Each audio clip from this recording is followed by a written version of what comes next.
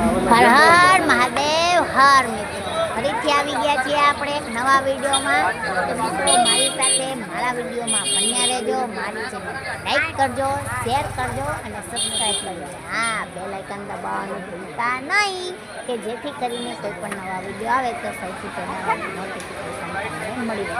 તો મિત્રો આજે આપણે આવી ગયા છીએ મધ્યપ્રદેશના ઉજ્જૈન શહેરમાં આવેલા મહાકાલેશ્વર જ્યોતિર્લિંગ. એક જ્યોતિર્લિંગમાંનું 12 જ્યોતિર્લિંગમાંનું એક જ્યોતિર્લિંગ ગણાય છે.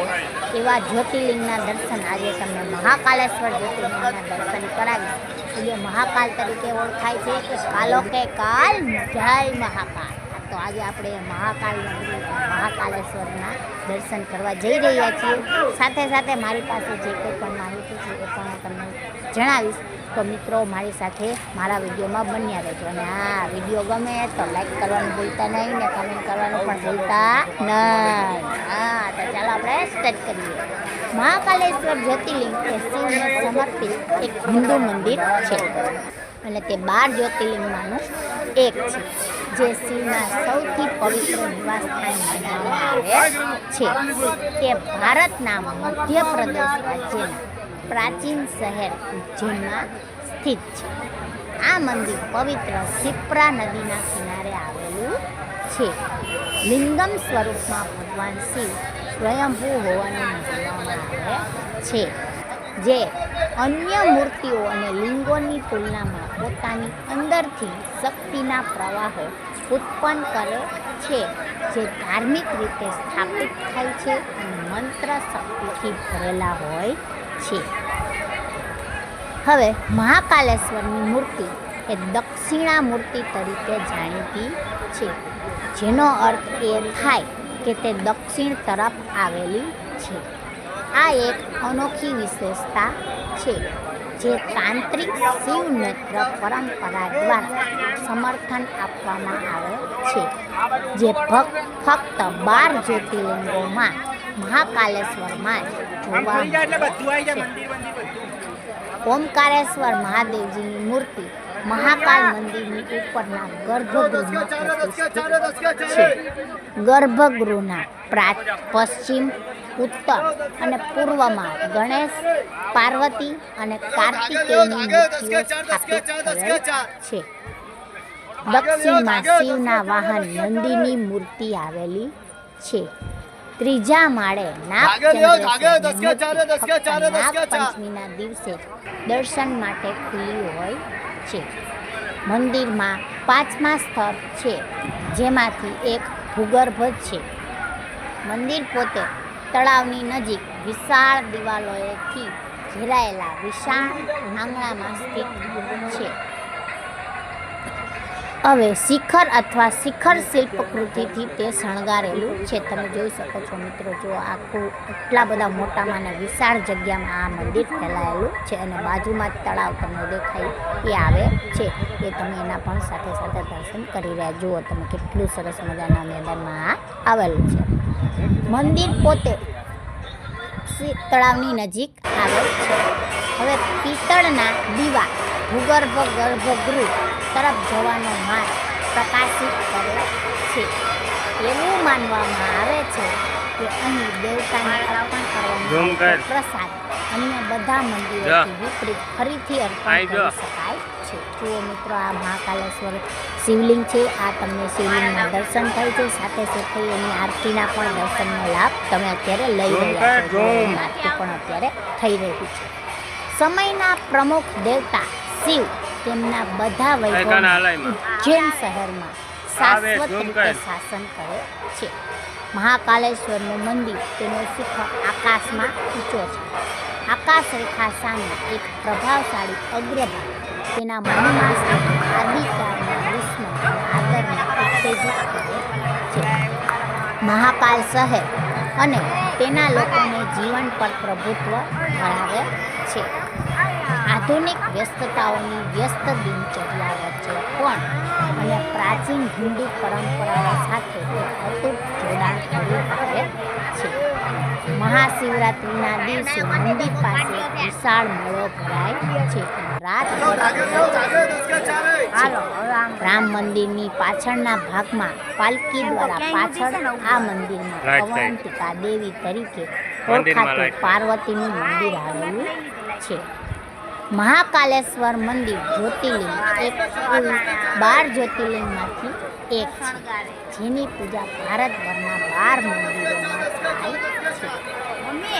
શિવ પુરાણ અનુસાર શિવ એક સમયે બ્રહ્મા અને વિષ્ણુ પર પોતાનું સર્વોપરી તાપ સ્થાપિત કરવા માટે પ્રકાશના અગ્નિસ્તંભ અથવા જ્યોતિર્લિંગ તરીકે પ્રગટ થયા હતા. જ્યોતિર્લિંગ એ સર્વોચ્ચ અખંડ વાસ્તવિકતા છે, જેનાથી શિવ આંશિક રીતે દેખાય છે. એવું માનવામાં આવે છે કે જ્યોતિર્લિંગ મંદિરો એવા સ્થાનો છે જ્યાં શિવ પ્રકાશના અગ્નિસ્તંભ તરીકે પ્રગટ થયા હતા. 12 જ્યોતિર્લિંગ સ્થળોમાંથી દરેકને પ્રમુખ દેવતાનું નામ આપવામાં આવ્યું છે. દરેકને શિવનું અલગ અલગ સ્વરૂપ માનવામાં આવે છે. આ બધા સ્થળોએ પ્રાથમિક છબી લિંગમ છે, જે અનાદિ અને અનંત સ્તંભનું પ્રતિનિધિત્વ કરે છે, જે શિવના અનંત સ્વભાવનું પ્રતીક છે. આ મંદિર 18 મહાશક્તિપીઠમાંના એક તરીકે પૂજાય છે. શક્તિપીઠો એવા મંદિર છે જ્યાં શક્તિની હાજરી હોવાનું માનવામાં આવે છે, કારણ કે શિવજીએ સતી દેવીના શબને વહન કર્યું હતું ત્યારે તેના શરીરના ભાગો પડી ગયા હતા. 51 શક્તિપીઠોમાંથી દરેકમાં શક્તિ અને કાલ ભૈરવના મંદિરો છે. સતી દેવીનો ઉપરનો હોઠ અહીં પડ્યો હોવાનું કહેવાય છે અને શક્તિને મહાકાલી કહેવામાં આવે છે. પુરાણો અનુસાર ઉજ્જૈન શહેર અવંતિકા તરીકે ઓળખાતું હતું અને તેની સુંદરતા અને ભક્તિના કેન્દ્ર તરીકેની સ્થિતિ માટે પ્રખ્યાત હતું. તે એવા પ્રાથમિક શહેરોમાંનું એક હતું જ્યાં વિદ્યાર્થીઓ પવિત્ર ગ્રંથોનો અભ્યાસ કરવા જતા હતા. દંતકથા અનુસાર ઉજ્જૈનનો ચંદ્રસેન નામનો એક શાસક હતો, જે શિવનો પવિત્ર ભક્ત હતો અને હંમેશા તેમની પૂજા કરતો હતો. એક દિવસ શ્રીખર નામનો એક ખેડૂત છોકરો મહેલના મેદાનમાં ચાલી રહ્યો હતો અને તેણે રાજાને શિવનું નામ લેતા સાંભળ્યું અને તેની સાથે પ્રાર્થના કરવા માટે મંદિરમાં દોડી ગયો. જોકે રક્ષકોએ તેને બળજબરીથી દૂર કર્યો અને ક્ષિપ્રા નદી પાસે શહેરની બહાર મોકલી દીધો.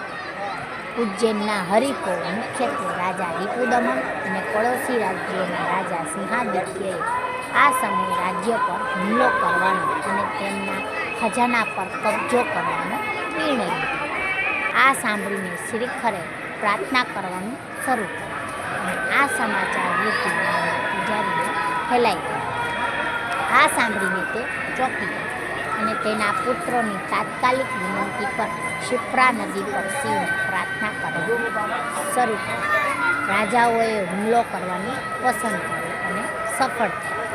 બ્રહ્મા દ્વારા અદૃશ્ય રહેવાનું વરદાન પામેલ શક્તિશાળી રાક્ષસ દૂષણની મદદથી તેઓએ શહેર લૂંટ્યું અને ભગવાન શિવના બધા ભક્તો પર હુમલો કર્યો. પોતાના અસહાય ભક્તોની વિનંતી સાંભળીને શિવ પોતાના મહાકાલ સ્વરૂપમાં પ્રગટ થયા અને રાજા ચંદ્રસેનના શત્રુનો નાશ કર્યો. તેમના ભક્તો શ્રીખર અને બુદ્ધિની વિનંતી પર શિવ શહેરમાં રહેવા અને રાજ્યના મુખ્ય દેવતા બનવા અને તેના શત્રુઓથી તેનું રક્ષણ કરવા અને તેના બધા ભક્તોનું રક્ષણ કરવા સમર્થ થયા. તે દિવસથી શિવ તેમના પ્રકાશ સ્વરૂપમાં મહાકાલ સ્વરૂપમાં શિવ અને તેમની પત્ની પાર્વતીની શક્તિઓથી સ્વયં રચાયેલા લિંગમાં નિવાસ કરવા લાગ્યા. શિવે તેમના ભક્તોને આશીર્વાદ આપ્યા અને જાહેર કર્યું કે જે લોકો આ સ્વરૂપમાં તેમની પૂજા કરશે તેઓ મૃત્યુ અને રોગોના ભયથી મુક્ત થશે.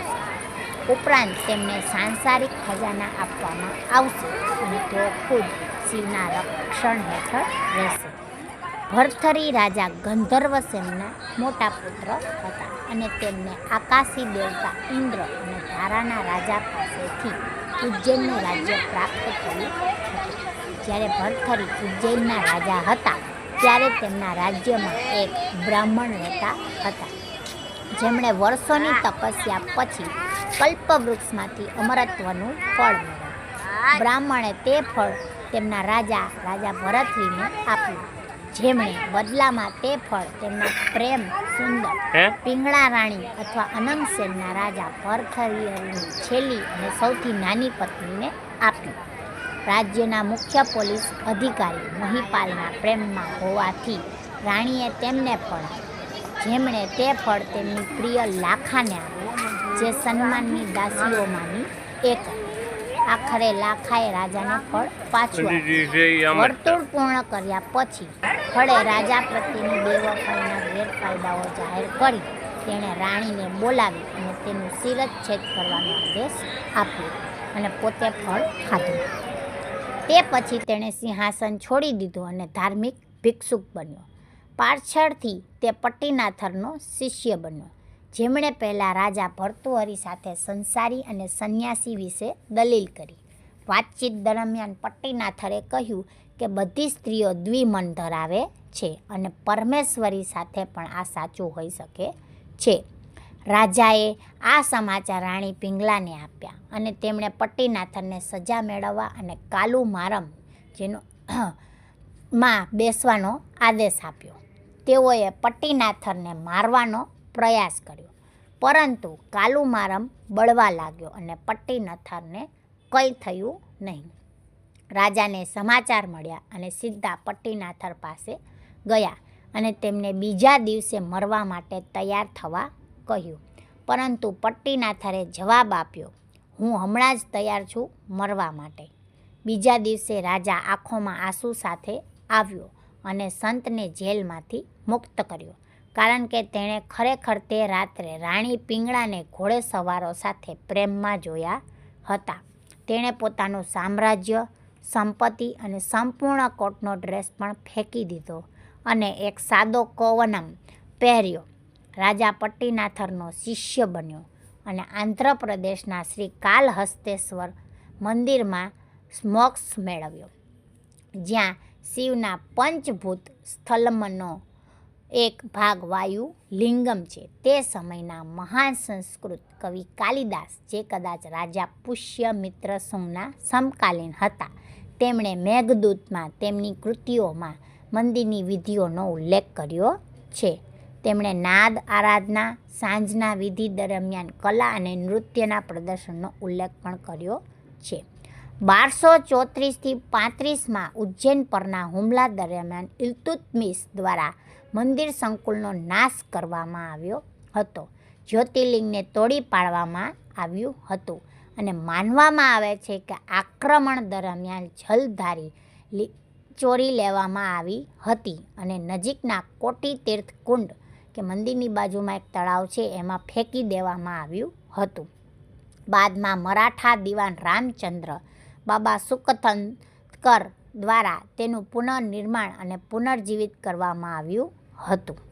જલાલુદ્દીન ખિલજી અને અલાઉદ્દીન ખિલજી દ્વારા તેના પર ફરીથી હુમલો કરવામાં આવ્યો હતો. મહાકાલ કી સવારી એ શ્રી મહાકાલેશ્વર બાબાની એક ભવ્ય ધાર્મિક શોભાયાત્રા પણ છે, જે મધ્યપ્રદેશના ઉજ્જૈનમાં શ્રાવણ અને ભાદ્રપદના હિન્દુ મહિનાઓ દરમિયાન યોજવામાં આવે છે. શોભાયાત્રાની શરૂઆત પોલીસ દ્વારા ભગવાન મહાકાલને ઔપચારિક સલામી સાથે થાય છે. ભક્તો ભગવાનની મૂર્તિને શણગારેલી પાલખીમાં લઈને જાય છે, ગાતા, નૃત્ય કરતા અને રસ્તામાં આશીર્વાદ મેળવતા હોય છે. શોભાયાત્રા પવિત્ર શિપ્રા ઘાટ પર ધાર્મિક વિધિઓ સાથે સમાપ્ત થાય છે. તો મિત્રો, આ છે આપણી ઉજ્જૈન નગરી અને ઉજ્જૈન નગરીનો ઇતિહાસ, અને મારી પાસે જે કંઈ પણ માહિતી હતી એ મેં તેમને જણાવી. તો મિત્રો, આ ઉજ્જૈન નગરી અને એમાં જે આવેલું છે આ મહાકાલેશ્વર જ્યોતિર્લિંગ એ શિપ્રા નદીના કાંઠે આવેલું છે. અને તમે મિત્રો અહીં આવશો એકવાર તો તમને અહીંથી જવાનું મન નહીં થાય એવું સરસ મજાનું અહીંયા આ મંદિર આવેલું છે.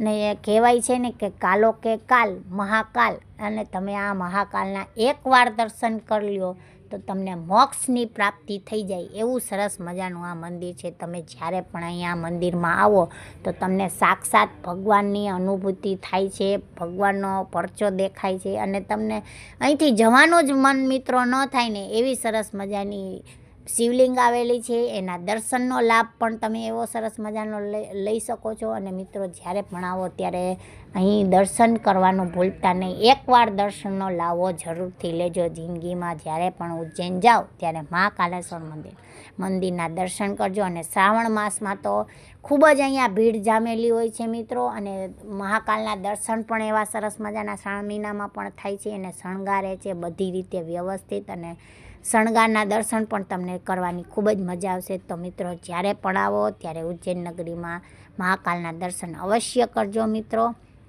ફરીથી મળીશું આપણે નવા વિડીયો સાથે. ત્યાં સુધી સૌને જય શ્રી કૃષ્ણ, આવજો, ટાટા, બાય બાય, હર હર મહાદેવ, હર મિત્રો. અને મેં કીધું એમ જો વિડીયો ગમ્યો હોય તો મારા વિડીયોને લાઈક કરજો, શેર કરજો અને સબસ્ક્રાઈબ કરજો. અને હા, બેલ આઇકન દબાવવાનું ભૂલતા નહીં. તો ફરીથી મળીશું નવા વિડીયો સાથે. ત્યાં સુધી આવજો, ટાટા, બાય.